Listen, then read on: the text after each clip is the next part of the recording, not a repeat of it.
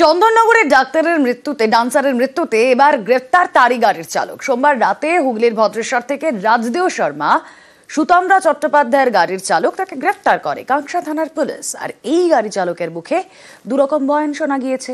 এবার তাকে গ্রেফতার করলো পুলিশ। অনেকের প্রশ্ন, ঘটনার সঙ্গে সেদিন যারা জড়িত তাদের সকলকে যুক্ত করে কেন স্বতঃপ্রণোদিত মামলা করেনি পুলিশ? কেন মৃতের মা অভিযোগ করার পরে গ্রেফতার?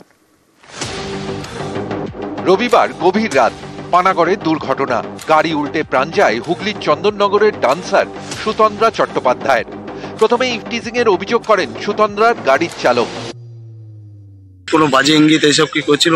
একটু বাজে ইঙ্গিত করছিল, টোনটিটকারি করছিল, হাত পা দেখাচ্ছিল। আপনি যে ইফটিজিং এর যে অভিযোগটা করেছিলেন তাহলে সেটা কি বলবেন? না, ইফটিজিং বলতে ওদের কোনো গলার ভয়েস পাইনি, শুধু একবার তাকিয়েছে।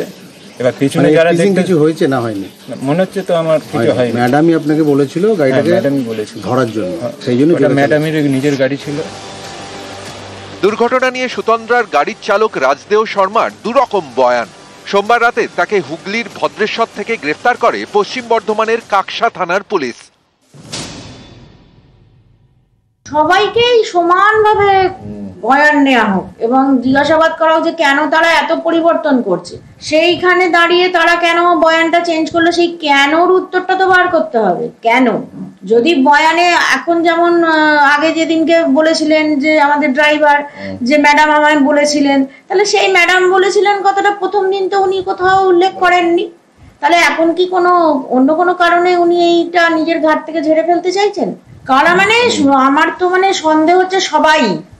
এবার আসল দোষীকে সেটা বার করার দায়িত্ব কিন্তু প্রশাসনের, পুলিশের। ডান্সার সুতন্দ্রার মৃত্যুর ঘটনায় আগেই এসইউভির চালক বাবলু যাদবকে গ্রেফতার করে পুলিশ। পুলিশের দাবি, দুর্ঘটনার সময় সাদা এসইউভি চালাচ্ছিলেন বাবলু, তিনি ওই গাড়ির মালিক। সেই সময় ছোট গাড়িতে ছিলেন সুতন্দ্রা। অনেকের প্রশ্ন, দুর্ঘটনার পর থেকে বাবলু কোথায় ছিলেন?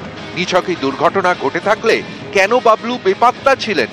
পুলিশের দাবি মতো ইফটিজিং যদি নাই হয়ে থাকে তাহলে এসইউভিতে থাকা বাকিরাও এখনো কেন বেপাত্তা? তাদের ধরতে আর কত সময় লাগবে পুলিশের? কিভাবে এই দুর্ঘটনা ঘটলো?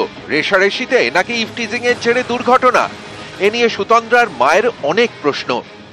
আমরা বলছি যেটা আমরা সিসিটিভি ফুটেজ এখন দেখছি, যেটা পুলিশ দিচ্ছে সিসিটিভি ফুটেজটা, সাদা গাড়িটা আগে বেরিয়ে গেছে এবং এদের গাড়িটা পরে যাচ্ছে এবং যথেষ্ট স্পিডেই যাচ্ছে। ও বলছে যে আমি ড্রাইভারকে স্পিড কন্ট্রোল করার কথা বলি, কিন্তু ড্রাইভার শোনেনি। তাহলে ড্রাইভারকে সেইভাবে জিজ্ঞাসাবাদ করা হোক। কোথাও একটা হাইট কিছু হচ্ছে, ইনভেস্টিগেশন করুন ওনারা, করে তার একটা দৃষ্টান্তমূলক শাস্তির ব্যবস্থা করুন। অনেকেরই প্রশ্ন, ঘটনার সঙ্গে যারা জড়িত তাদের সকলকে যুক্ত করে শুরুতেই কেন স্বতঃপ্রণোদিত মামলা করেনি পুলিশ? কেন মৃতের মা অভিযোগ করার পরে গ্রেফতার? কেন সুতন্দ্রার গাড়ির চালক বয়ান বদল করেছেন? সুতন্দ্রার গাড়িতে থাকা সহযাত্রীদের ভূমিকা কি ছিল? তারা মিডিয়ার সামনে ইফটিজিং এর অভিযোগে সরব হন, কিন্তু পুলিশের কাছে দায়ের করা অভিযোগে ইফটিজিং এর উল্লেখ করেননি কেন?